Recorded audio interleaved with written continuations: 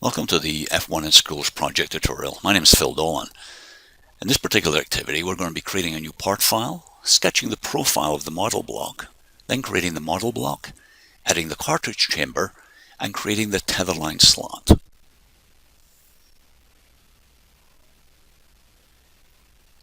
This is what the block will look like when we're finished. I've been checking the rows and the regulations to check that my dimensions are correct. So the overall size of the block, and then I've added the cartridge and the tether line slot. And in the browser, you'll see we have 3 extrusions to do that. I've opened up Autodesk Inventor. I'm going to close the My Home. Then I'm going to go to Projects. We've provided a project file. This manages where your files are stored. I browsed to the location and made it the active project, which you can see by the check mark. I'm going to start a new file. In templates, that's going to be metric and a standard metric part file. F1's an international contest, so that's why we're using metric. I'm just going to enlarge that window and get started on creating the part. You can see all the tools that are available to us. On all of these tabs, there are many tools which you'll use as you become more familiar with Autodesk Inventor. And our graphics screen, and then our view cube, which we'll use quite a bit. Start by creating a 2D sketch.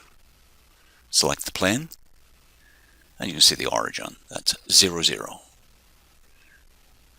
Choose rectangle, and then drag that out. Enter the first value, 65, press Tab, 223 for my second value, enter, right-click, and OK, and that's a procedure you'll go through quite a lot. On the view cube, I clicked Top, and there I can see those dimensions. I can drag them away. It's not critical, they're just sketch dimensions. Let's finish that sketch, and then go out to the isometric so we can see all of the sketch. I'm going to save the file, always very important. Save every few minutes. I'll just name that My F1 Model Block. You may have different naming conventions. Save that. And we can see in the browser that that has now taken effect, and that one sketch we created is there, and all the work planes and axes that may be available to us later on. I want to extrude the sketch. There's a couple of dialog boxes up here. You can drag that up and down. You can actually do this quite effectively if the dimension is quite easy. I know that value is 50, and click OK. There it is, the start of the F1 block. Now if I click on Home, that's not quite the view that I want. So I'm going to press the F5 key on the keyboard. This is the one I want, so I can set that as my current view.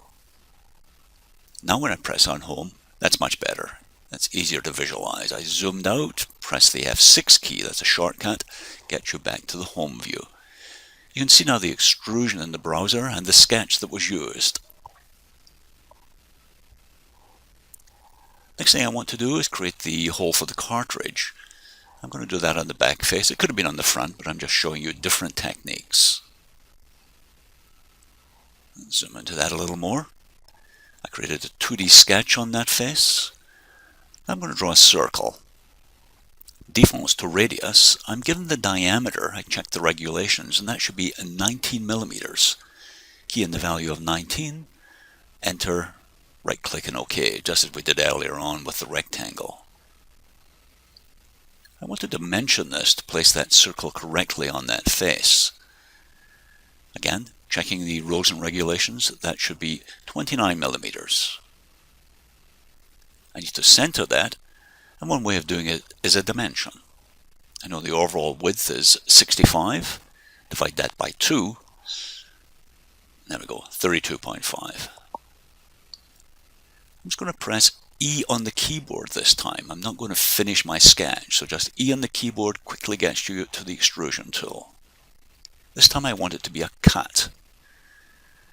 And the depth of that, again checking the rules, 52. And there's the hole for the cartridge. That's a little difficult to see, so one option is to go to Shaded with Hidden Edges. That makes it a little easier to see. Now at the moment, to do the orbit, I'm holding down the F4 key, the function 4 key. And with an object such as this block, it's a little bit longer than it is in the terms of height and width. So sometimes it kind of spins around a little crazy. A little tip here is that you simply double click in the area that you want to pan around or do the orbit on. And this gets, as the objects get much longer, that's a good little tip. So just double click in that area. Next thing I want to do is create the hole for the tether line. Create a 2D sketch on that face. Again, back to rectangle. I'm just going to place the rectangle up in this area. 6 millimeters. Tab over, 6 again. Enter, right click, and OK. Now obviously I have to fix that rectangle in the correct location. I'm going to do that by using a vertical constraint. Center line on the rectangle, center line on the bottom edge, and then collinear. So by using geometric constraints, I didn't have to use dimensions. Again, E on the keyboard gets me to extrude. This time I want to, let me just drag that out the way first of all. What I want to do is go to the next face or body. That's the very end of the block. I also want it to be a cut. We can see that because I dragged that inside, in fact, or chose to next, it made it a cut automatically. There we are. There's the completed F1 model block. So 3 extrusions, the original block, the hole for the cartridge, and then the tether line slot.